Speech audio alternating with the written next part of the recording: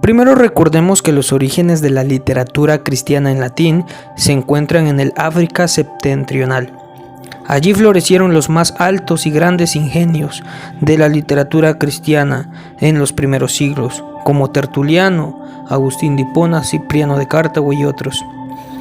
Allí se desarrollaría el vocabulario teológico que sería fundamental y esencial para el patrimonio de toda la Iglesia occidental en siglos posteriores. Vamos a hablar precisamente de Tertuliano. Él fue abogado, posiblemente en Roma, antes de convertirse al cristianismo.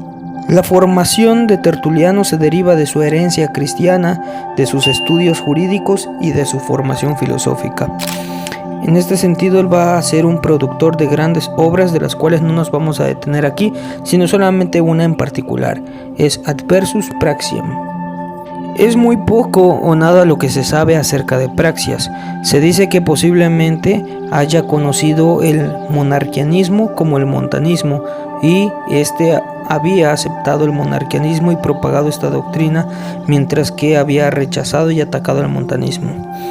Era de la tendencia del monarquianismo modalista, que pretendía identificar tanto el Padre como el Hijo, de tal manera que se perdía la distinción entre ambos. Esta doctrina también fue llamado patripasionismo, en el sentido de que creían quien sufrió el martirio fue el Padre, el Hijo era el Padre sufriendo el martirio. Entonces es contra esta posición y contra este autor, Praxias, que Tertuliano escribió la obra en que se discute de Adversus Praxiam. Allí va a apelar al lenguaje jurídico para establecer su doctrina trinitaria. Tertuliano va a emplear dos palabras que incluso continuará empleándose en la Iglesia hasta nuestros días: substancia y persona. Substancia que se entiende en un sentido no metafísico, sino de la jurisprudencia de su época. Es aquí que, en este contexto, la substancia va a corresponder a la propiedad y al derecho que una persona posee de ella.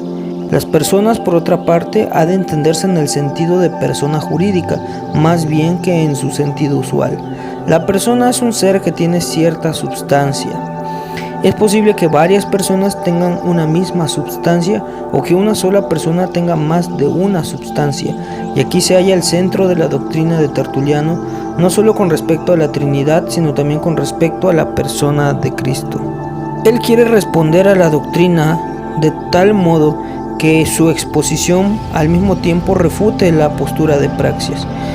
Él va a apelar a la terminología que es la propia de su época en el sentido jurídico. Según esto, Praxias va a afirmar que la distinción entre el Padre y el Hijo va a destruir la monarquía de Dios, pero no se percata que la unidad de la monarquía no requiere que una sola persona sea quien la ejerza. Este término de monarquía empleado por Praxias y otros no tiene otro sentido que el de un gobierno único e individual, el monarca, y no impide en modo alguno que el monarca tenga un hijo o que administre su monarquía como a él le plazca. Aún más, si el padre lo desea, el hijo puede participar en la monarquía y no por ello se divide esta. Luego, la monarquía de Dios no es razón para negar la distinción entre el Padre y el Hijo, como pretenden los simples, por no decir imprudentes e idiotas, que niegan esa distinción, escribe Tertuliano.